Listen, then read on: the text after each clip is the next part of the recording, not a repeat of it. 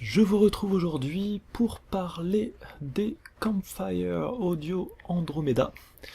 Campfire Audio, c'est une petite entreprise américaine au côté très artisanal de passionnés d'audio, qui est en fait la branche, on va dire la branche écouteur de Halo Audio, qui est connue pour fabriquer des amplis et des câbles. Donc aujourd'hui nous allons parler de ces Campfire Audio. Les voici, les voilà.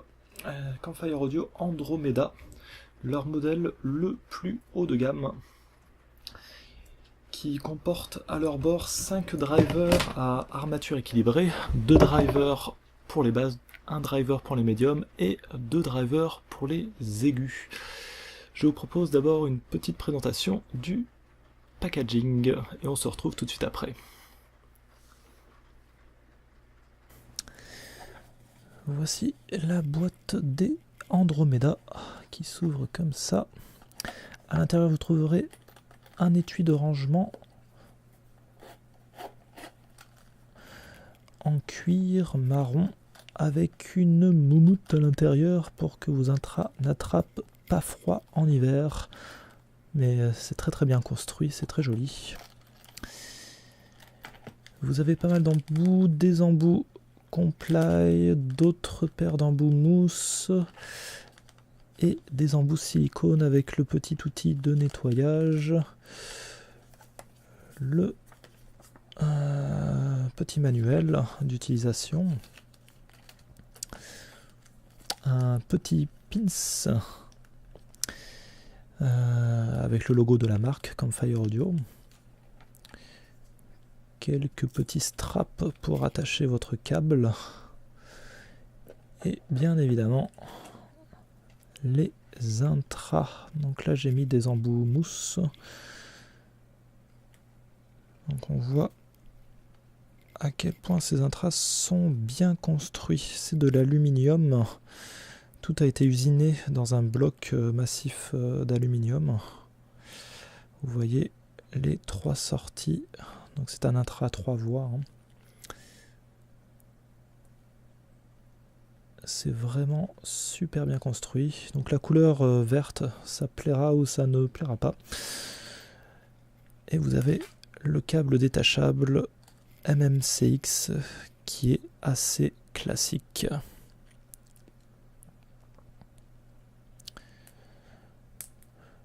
Le câble est plutôt de bonne qualité. C'est un câble, ils ont appelé ça le câble Litz. Plutôt de bonne qualité, très pratique à utiliser, souple, pas trop épais, vraiment agréable lors de l'utilisation.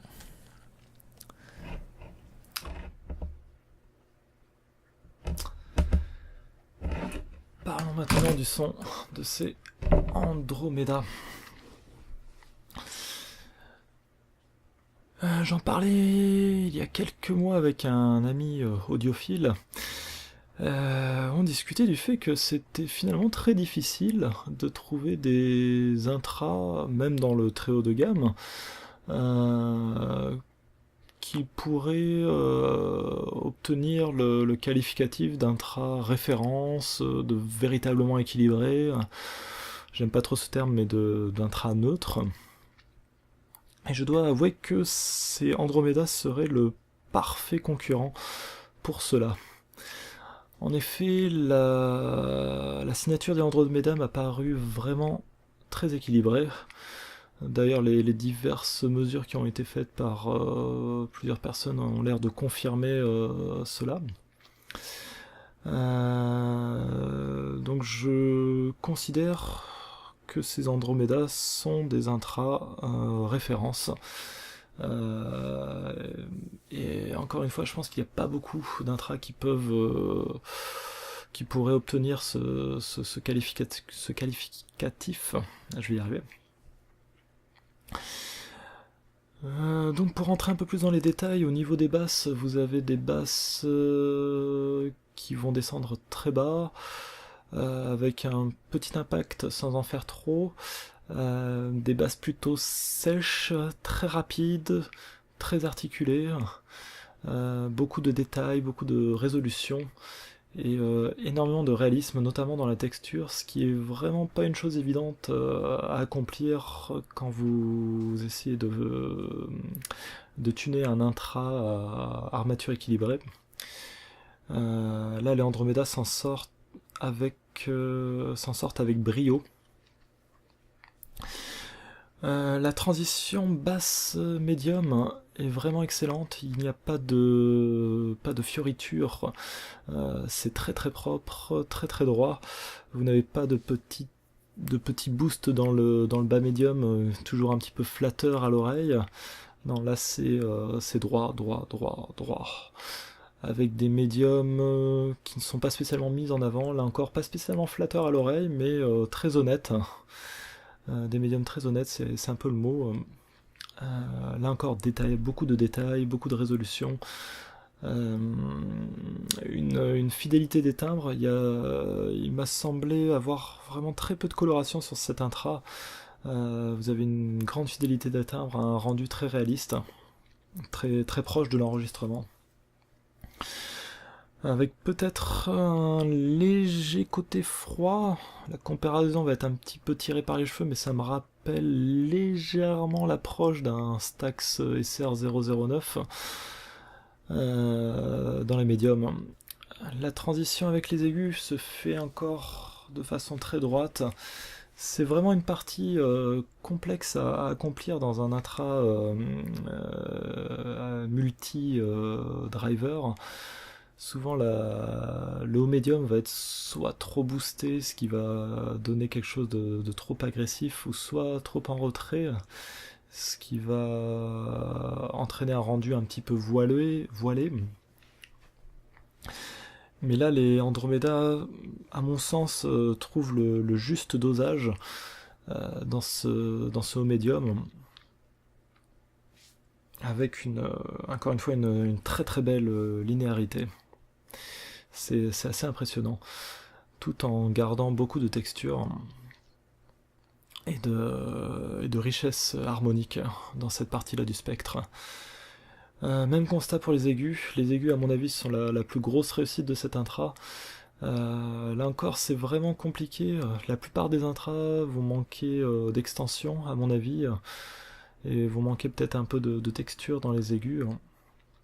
Et là, les Andromédas s'en sortent avec brio. Il y aura peut-être encore ce petit résidu de son métallique typique des intras à armature équilibrée, même si ça l'est moins que la grande majorité de ce type d'intra. Mais en termes de détails, de richesse harmonique, d'articulation, et de droiture surtout, il n'y a pas vraiment j'ai pas ressenti de pic dans la partie aiguë nulle part, ce qui permet de vraiment avoir toutes les informations présentes dans l'enregistrement, et ça contribue aussi beaucoup à l'aération, je dirais, de la présentation générale. Concernant la scène sonore, contrairement à ce qu'on a vu précédemment avec les Oriolus, qui ont cette scène sonore très très homogène, là les Andromeda vont avoir une approche assez différente, avec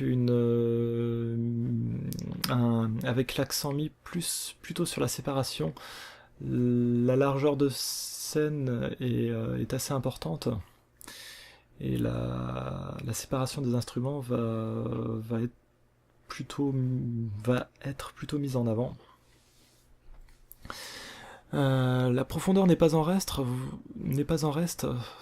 mais il n'y a pas non plus cette sensation d'homogénéité si typique au Oriolus par exemple. Même si ce n'est pas non plus incohérent, je dirais. On garde comme une sorte de cohérence entre la largeur et la profondeur. La présentation n'est pas spécialement laid back ni spécialement frontale. Là, je dirais qu'il y a aussi un très bon dosage entre les deux. Ça sera pour comparer avec les Oriolus ou les SEM9 que j'ai testé précédemment, la présentation va être peut-être un petit peu plus directe et très engageante. Et ce qui est assez compliqué, c'est que souvent quand vous avez un intra ou un casque neutre, le son va être présenté de façon un petit peu ennuyeuse. Mais je dois avouer que la présentation des Andromeda est tout sauf ennuyeuse, c'est très engageant, c'est ça, c'est le terme. Très engageant, très agréable à l'écoute. On est vraiment immergé dans la musique. Ce qui fait à mon avis toute la force de cet intra, c'est d'arriver à associer à la fois rigueur et à la fois plaisir d'écoute. Et très peu de matériel y arrive à mon sens. Après, en termes de reproches, si vous cherchez par exemple quelque chose de fun, bah c'est pas les intras qu'il vous faut, clairement, hein, c'est allez voir ailleurs, hein. Pareil, si vous écoutez beaucoup d'enregistrements de mauvaise qualité, l'Andromeda étant très révélateur sur la qualité d'enregistrement, vous allez avoir tous les défauts de l'enregistrement qui vont vous sauter aux oreilles, et l'écoute ne va pas être à mon avis très agréable. Dans les environnements bruyants, vous allez peut-être ressentir un léger manque de basse. Donc c'est pour ça que je conseille vraiment les mousses pour ces intras qui offrent la meilleure isolation. Et enfin, un dernier petit reproche concernant la sensibilité de ces intras. Les Andromeda, ce sont des intras extrêmement sensibles. Je les ai drivés avec un AK-122, qui est pourtant un DAP considéré comme ayant une sortie très propre. Mais même avec l'AK-122, j'ai eu un petit peu de souffle, ce qui est dommage, bien évidemment.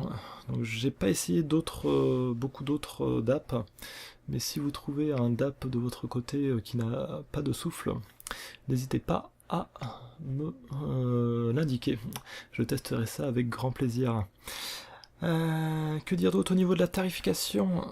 Ils sont vendus à 1100$, ce qui est à mon avis une tarification plutôt agressive dans la catégorie très haut de gamme, parce que ça reste quand même une somme assez importante.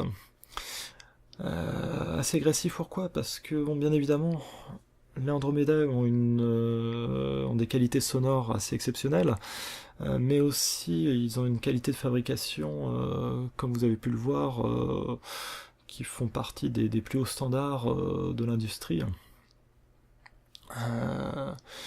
Et donc avoir une telle qualité de fabrication avec une telle qualité de sonore pour ce prix-là, ça me paraît vraiment compétitif par rapport à ce qu'on peut voir ailleurs. Voilà pour ces Campfire Audio Andromeda. Si vous avez l'occasion de les tester, je vous conseille vivement d'y jeter une oreille pour vous faire votre propre idée. Sur ce, je vous souhaite une excellente journée avec plein de bonne musique dans les oreilles et à très bientôt sur Audio Injection.